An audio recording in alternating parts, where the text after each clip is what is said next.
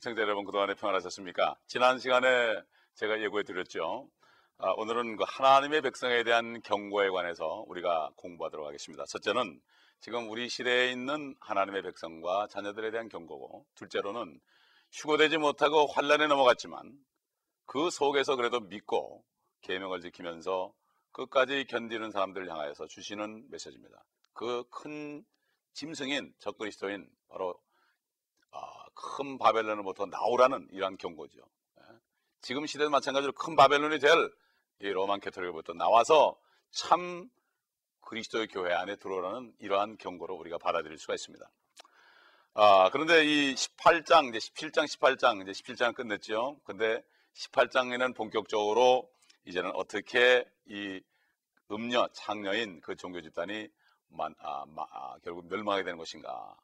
여기에 대해서 정확하게 이제 나오고, 그들이 어떤 정체다. 바로 이 도성들, 이 적그리스도를 나타내는 이 도성들의 특징이 어떤 것인가, 이런 것들을 우리가 살펴볼 수 있는데, 우리가 먼저 이 사람들은 사실은 종교적인 집단이라지만 실질적으로는 교회가 아니고 상업적이고 정치적인 세력이라는 것을 알아야 됩니다. 바티칸 제국이지 바티칸이 어떤 사실은 따져보면 종교 그리스도인들이 아닙니다. 그렇기 때문에 우리는 이것을 잘 알아야 됩니다. 11가지 지난 시간에 좀 먼저 미리 말씀드렸지만 이 도성들의 특징이 바로 큰 바벨론이 될 도성들의 특징이 자세하게 나와 있는데 18장에 쭉 나와 있는데 미리 한번 보면서 보겠습니다. 첫째로 가증한 도성이다, 이렇게 얘기했습니다. 18장 이전에. 그리고 술 취한 도성이다, 18장 3절에 나오죠. 그 다음에 상업적인 도성이다, 18장 19절에 나옵니다. 그리고 이방 도성이다, 4절에 나오고, 잔을 가졌다, 26절에 나옵니다. 교만한 도성이다, 16절에. 그 다음에 7절이죠. 음행하는 도성이다, 9절에 나옵니다. 견고한 도성이다, 10절에 나옵니다. 그리고 부유한 도성이다, 12절에 나오죠. 그리고 사형 선고받은 도성이다. 마지막 11번째는 전능하신 하나님의 진노와 저주 아래 있는 도성이다, 18장 5절에 나옵니다. 우리 잠시 사진을 제가 좀 보여드릴까요? 사진을 보여드리는데 여러분 참고로 보여드리겠습니다. 여러분 아마 놀라실지 모르겠지만 이거는 2차 대전 때 실질적으로 있었던 얘기입니다. 한번 사진을 보시기 바랍니다. 이 사진에 보는 이 장면은 지금 이 히틀러의 군대들이 어느 나라를 정복하고 들어가면은 군대들이 먼저 입성을 합니다. 그러면 뒤에 수녀들과 신부들이 뒤를 따르면서 환영을 받았습니다. 그 당시에 히틀러라는 사람이 교황의 축복을 받고 전쟁에 나가서 입성하는 곳마다 결국 이렇게 저들이 하나됨을 과시한 것입니다. 히틀러보다 더한 적그리스도는 앞으로 또 나타나서 이런 것을 할 것이죠. 똑같은 일이 반복됩니다. 지금 두 번째 것은 1934년 가을 독일 주교 뮬러와 아보스 카라츠라이터와 함께 요직들에 둘러싸인 히틀러다. 히틀러는 결국 캐톨릭의 그 독신한 신자였고, 그 모든 그와 연합한 그 사람들, 나치에 관련된 사람들이 다 그런 사람들이었습니다. 그렇기 때문에 히틀러는 적그리스도의 모형이죠. 그리고 지금 있는 그와 함께 합세한 그 종교 조직은 앞으로 이 창녀가 될 모형, 큰 바벨론의 지금 모형인 것입니다. 그렇기 때문에 우린 정신을 바짝 차리고 앞으로 될 일을 예의 주시해 볼 필요가 있는 것입니다. 그리고 역사는 반복하는 것이요. 사도 요한이 요한일서 4장에 얘기한 것처럼 적그리스도의 영이 오리라 하였지만 이미 와 있다. 2000년 전에 이미 와 있었습니다. 옛날 가인에게 있었고, 그 다음에 에서에게 있었고, 아합에게도 있었고, 뭐 압살롬에게도 있었고, 사울에게도 있었고, 최근에는 이제 히틀러에게 있었고, 뭐 계속해서 적그리스도의 영이 어느 사람을 통해 역사하죠. 그리스도의 영이 사람들을 통해 역사하는 것처럼 적그리스도의 영들도 사람을 통해 역사하므로 이 인류 역사 6000년은 적그리스도의 영과 그리스도의 영과의 대치된 상황에서 결국 그리스도의 영이 승리하는 것으로 끝나기 때문에 그리스도께로 돌아오라는 하나님의 메시지가 6000년 동안 선포되고 있고, 결국은 6일이 지나면 7째 쉬는 것처럼 7번째 하루인 1000년 때는 주님이 오셔서 모든 악을 다 멸하시고 의가 거하는 새 하늘과 새 땅을 만드는 것이 바로 성경의 결론이요, 요한계시록이 결론이 되는 것입니다. 완전히 지금 우리가 본 것은 아까 본 11가지 특징은 로마 교회의 모습이고, 이 모든 사항에 해당될 만한 도성들은 찾을 수 없습니다. 11가지 여러 가지 했죠. 그런 가증하고 술 취하고 상업적이고 이방적이고 잔을 가졌고 교만하고 음행하고 경고하고 부유하고 이만큼 부유한 곳이 없습니다. 그리고 사형 선고 이미 받은 심판받은 도성이요, 전능하신 하나님의 진노 아래 있는 저주받은 도성, 이런 도성은 세계 방방곡곡을 아무리 인공위성을 타고 통해 사진을 찍어봐도 단 한 군데밖에 없습니다. 바로 로마에 있는 것입니다. 세계 지도를 보게 되면 5만 개 이상의 도성이 있다고 합니다. 이 도성들 가운데 오직 한 도성만이 부유합니다. 그리고 견고합니다. 또 세상과 짝하고 있습니다. 신비적입니다. 양초가 있죠. 거기에 여러 가지 묵주가 있죠. 불교하고 다를 게 없습니다. 사형 선고를 받았고 저주받고 상업적이며 가증하고 술 취했고 이교도라고 그랬죠. 7산이 앉아있고 잔이 상징물인데 자주색과 주홍색 옷을 입었습니다. 그 안에 들어가 보면 많은 사자들이 자주색과 주홍색 옷으로 다 멋있게 울긋불긋하게 화려하게 금으로 치장했습니다. 그리스도인들은 그들은 죽이고 땅의 왕들을 다스리며 선지자들과 성도의 피해 책임이 있습니다. 수천만을 죽였습니다. 유대인들과 그리스도인들. 이건 역사가 증명합니다. 피해 발자취라는 책을 읽어보시기 바랍니다. 미국 침례교 목사님이 쓰신 책인데 피해 발자취 아주 정난하게 나타나 있습니다. 그 숭배한 무리들이 다 나와 있습니다. 오직 한 성만이 이렇게 지금 큰 바벨론이 될 성으로 우리가 이 땅에서 볼 수 있습니다. 이제 환란 때 되면 이제 바벨론으로 이름을 바꿀 것입니다. 지금 그러죠. 사람들이 모든 길은 한 곳으로 통한다. 어디입니까? 로마로 통한다. 앞으로 그렇게 될 것입니다. 앞으로 그곳이 이제 통치자의 본거지가 될 것입니다. 우리 계속해서 우리 요한계시록 18장을 한번 말씀을 통하여 한번 보도록 하겠습니다. 하나하나 보도록 하겠습니다. 아까 11가지는 말씀 전체를 봤지만 이제 하나하나 말씀을 통해서 한번 보겠습니다. 18장 1절, 이 일들 후에 내가 보니 또 다른 천사가 큰 권세를 가지고 하늘에서 내려오는데 땅이 그의 영광으로 환하여지더라.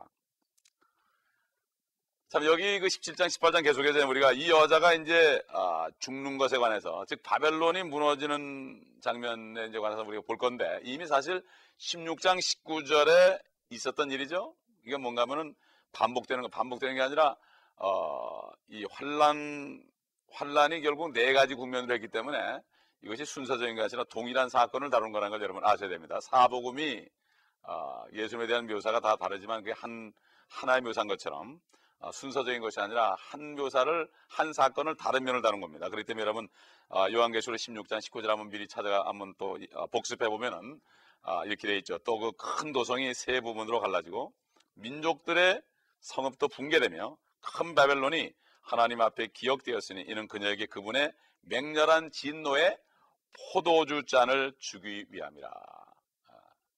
이게 16장에 나온 말씀이지만 이게 실제 18장에도 계속 이것이 이루어지죠.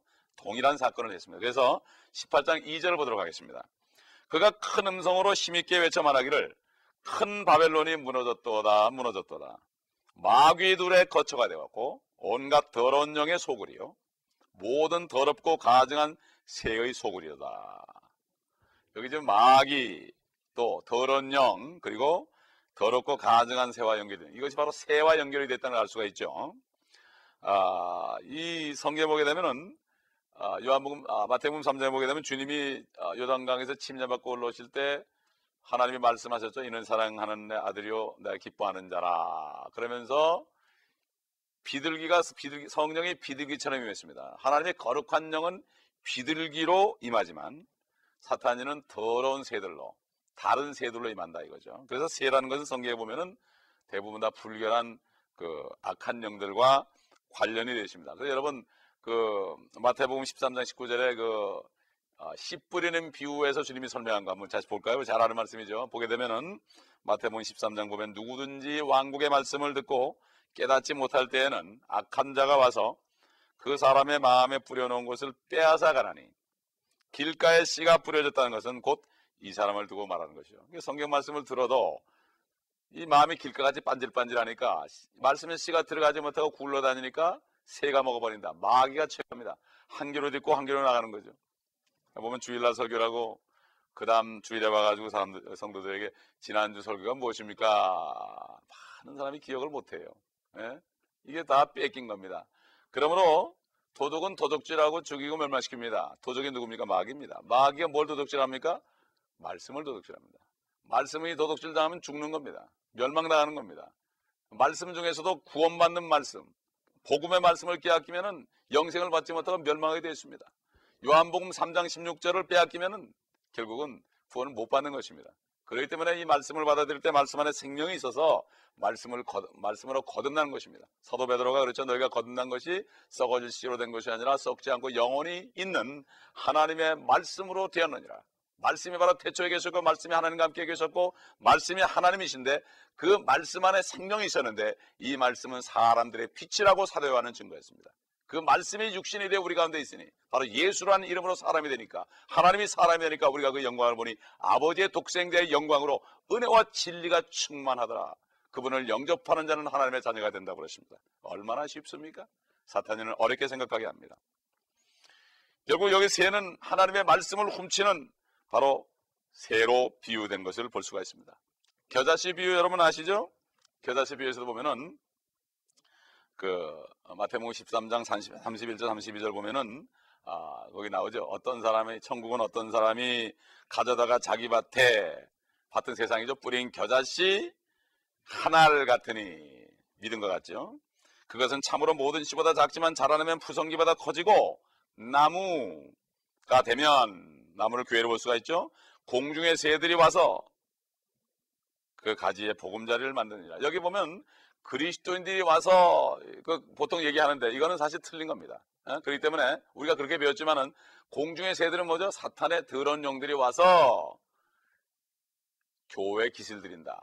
그러므로 이 푸성기 같은 것이 나무가 됐죠. 비정상적입니다.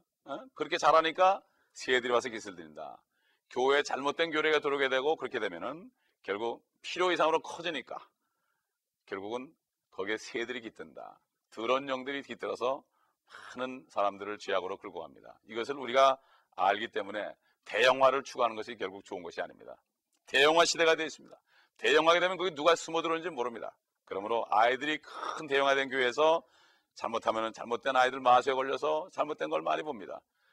하나님의 목자들은 자기 양들을 다 볼 수 있어야 됩니다. 볼 수 있으면서 그들을 다 관찰하고 이리가 올 때 그들을 쫓아내고 그 양떼들을 먹이고 또 병을 고쳐주고 하나 그들을 인도해야 될 책임이 있습니다. 이게 바로 참된 목자의 사인 것을 우리가 볼 수가 있습니다.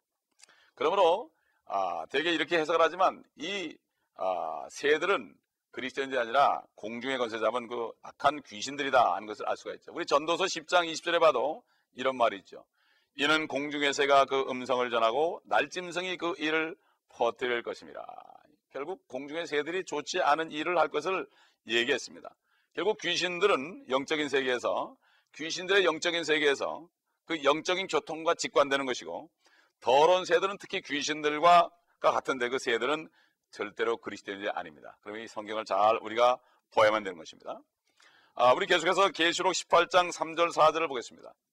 이는 모든 민족들이 그녀의 음행으로 인한 진노의 포도주로 취한 까닭에 땅의 왕들이 그녀와 더불어 음행하였고 또 땅의 상인들은 그녀의 사치의 풍요함으로 부유하게 되었도다라고 하더라. 또 내가 들으니 하늘에서 다른 음성이 나서 말하기를 나의 백성들아 그녀에게서 나오라. 그리하여 그녀의 죄들의 동참자가 되지 말고 그녀의 재앙들도 받지 말라. 하나님의 명령입니다. 나의 백성들, 그럼 첫째는 유대인입니다. 그런데 그리스도인들에게도 영적으로 적용할 수가 있습니다. 결국 그리스도인들이 로마 교회에서 나와야 된다고 지금 말씀하는 것입니다. 이 말씀을 듣는 길은 복된 자들입니다. 듣는 길은 복된 자들입니다. 우리는 하나님의 말씀을 따라가야 되지 어떤 사람의 말도 따라가면 안 됩니다. 옛날 베레아에 있는 사람들은 사도 바울이 설교를 했지만 그게 정말 하나님의 말씀에 있는가 없는가 확인하고 따랐지 절대로 그냥 따르지 않았습니다. 유명한 사람이라고 해서 절대로 말을 따르면 안 됩니다. 아무리 높은 사람이라서 말을 따르면 안 됩니다.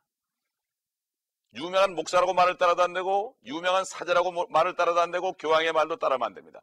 하나님의 말씀만을 따라가야 됩니다. 이것이 바로 그리스도인입니다. 말씀이 바로 하나님이시기 때문입니다. 그렇기 때문에 이 말씀에 내 백성아 거기서 나오라고 그럽니다. 지금 요한계시록 17장 18장을 보시고서도 이것을 깨닫지 못한다면 눈이 멀어 있는 것입니다.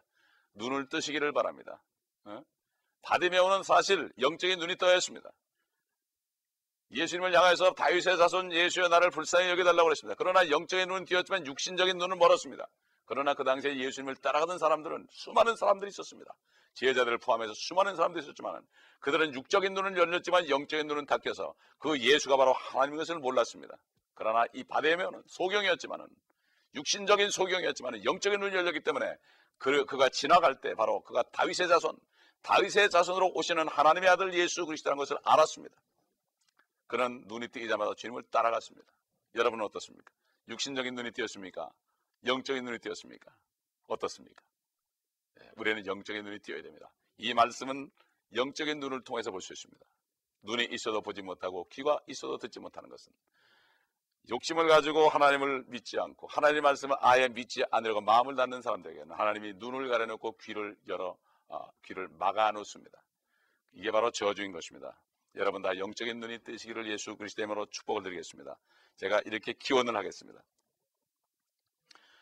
사실 원래 여기 큰 바벨론에 대한 문맥이 예레미야서 51장 5절로 7절에 나오는데 이스라엘이 마지막 때 로마 교회에서 벗어난 뜻입니다. 유대인들은 아직 예수님을 모르기 때문에 그들은 환란에 넘어갑니다. 그러나 환란 때가 돼서 그들이 바로 이제 알게 됩니다.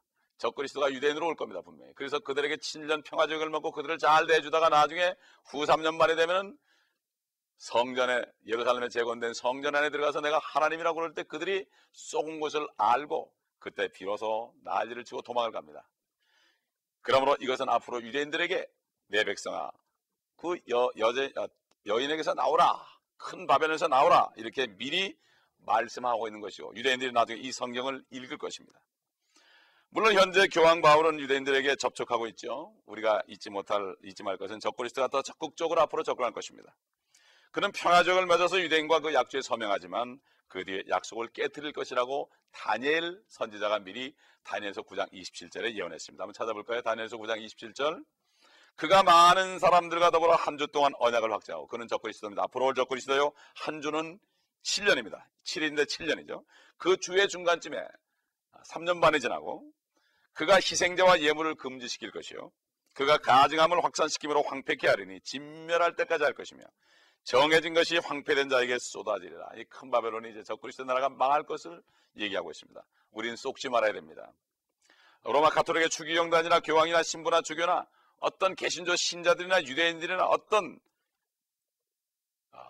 것을 할지라도 이 현재 앞으로 큰 바벨론이 될 이 집단은 어떤 목적하에 이르는가 하면은, 어떤 그들은 믿음하에 움직이는가 하면은 목적이 수단을 정당할 수 있다. 목적만 좋으면 수많은 사람을 죽여도 상관없다. 그래서 결국 예수회라는 것을 만들어서 그들이 가는 곳마다 수많은 사람을 무참해 죽였습니다. 정치와 결탁해가지고 그 나라를 점령하는 데 사용했습니다. 로욜라라는 사람이 이 예수회를 만들었죠. 그가 가르친 특별한 철학을 배경으로 해서 모든 로마 교황은 프로테스탄트나 유대인들에게 생명과 자유, 평화와 관역을 약속하고 양심의 거리낌 없이 1년 이내에 그들을 죽일 수 있다고 선포합니다. 계시록 18장 4절은 직접적으로 환란 중에 이스라엘에게 말하는 것입니다. 물론 이 구절은 로마 가톨릭 교회의 구성원이라면 누구에나 해당됩니다. 가능한 한 속히 나와야 되는 것입니다. 참 그리스도이시는 예수님을 죽인 유대인들에게 주님은 예언하셨습니다. 장차 적그리스도를 그들이 영접할 것을 이렇게 예언했습니다. 2000년 전에. 한번 보실까요? 요한복음 5장 45절에 보게 되면은 내가 내 아버지의 이름으로 왔으나 너희가 나를 영접하지 아니하는도다. 만일 다른 자가 자기 이름으로 오면 너희는 그를 영접하리라. 분명히 보면 앞으로 올 적그리스도는 유대인의 피가 섞인 사람일 것입니다. 유대인들은 그렇지 않으면 그들을 영접하지 않을 것이고 그들과 조약도 맺지 않을 것입니다. 우리는 여기에서 이것을 바로 알면서 앞으로 유대인들이 적그리스도를 잘못 알아보고 진짜 메시아로 영접했다가 큰 낭패를 당한 것을 알 수가 있는 것입니다. 그러므로 우리가 이것을 잘 알고 여러분이 이 요한계시록 17장과 18장을 자세하게 읽어보시고 예레미야서 50장 51장을 자세하게 읽어보시면 거기에 바벨론에 대한 예언들이 다 나오는 것입니다. 그 다음 편에는 우리가 바벨론에 대한 애곡에 대한 말씀을, 바벨론이 이제 무너지는데 무참하게 무너집니다. 그 바벨론이 무너지는 것에 대해서 이제 얼마나 애통스러워 나는 것에 대해서 우리가 공부할 것인데, 참으로 이제 그렇게 되면은 이제 19장에 넘어가게 되면은 이제 심판자 예수 그리스도가 오시는 것입니다. 그렇기 때문에 이 재앙이 앞으로 이 바벨론에 하루 만에 임한다고 그랬습니다. 주의 날 하루 만에.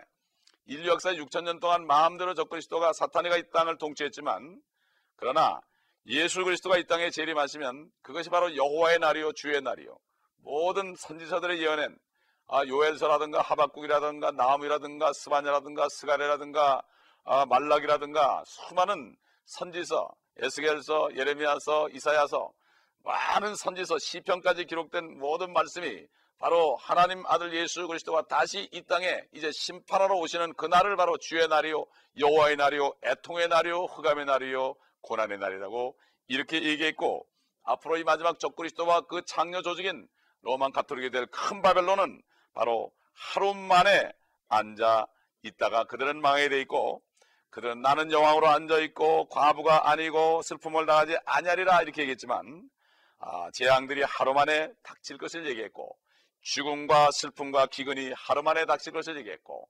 그녀를 불로 완전히 태울 것을 이제 앞으로 말씀하고 있는 것입니다. 여기에 대해서 하나님은 강한 주이시요 심판하는 주이시요 하나님은 강한 하나님이기 때문이라고 말씀하고 있는 것입니다.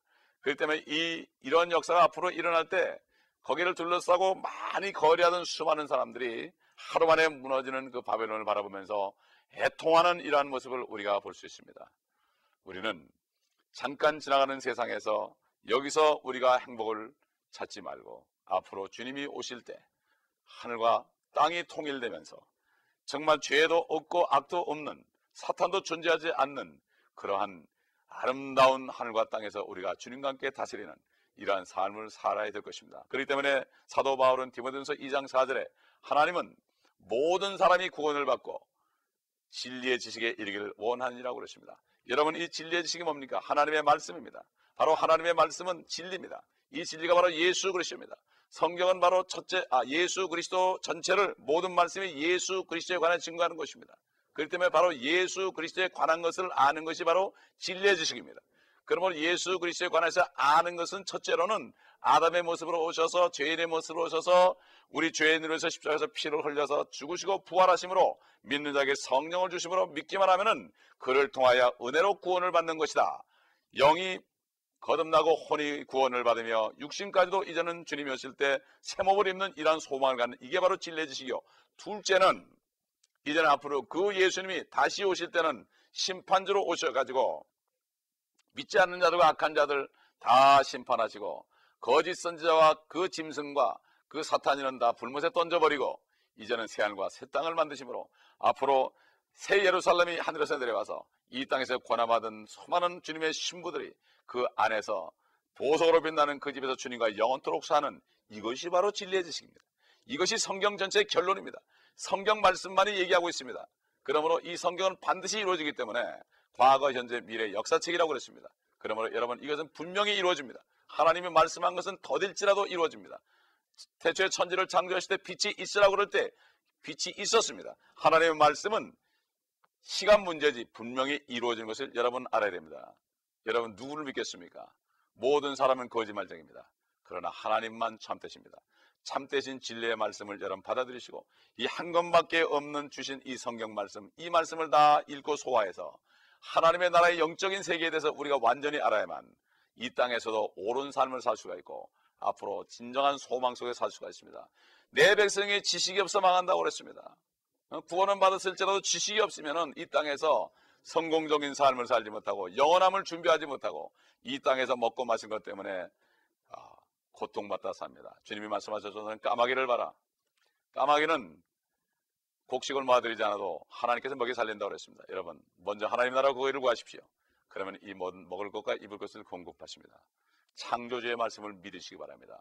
믿음으로 세상을 이기시기 바랍니다. 믿음으로 사시기를 예수 그리스도의 이름으로 축원합니다. 기도하겠습니다. 감사합니다. 아버지 하나님, 이제는 우리가 더 말씀 안에 확신해지고 진리의 지식 안에서 이제는 말씀으로 무장하여 이 험한 세상에서 하나님의 말씀으로 전신갑주를 입고 주님이 오실 날까지 전신갑주를 벗지 않고 항상 성령의 말씀을 칼을 가지고 신발을 신고 모르는 사람들에게 복음을 전할 뿐만 아니라 말씀으로 견고해져서 주님 오실 때 영광스럽게 주님을 만날 수 있도록 한 분 한 분을 축복하여 주옵소서. 주 예수 그리스도 이름으로 감사하며 기도합니다. 아멘.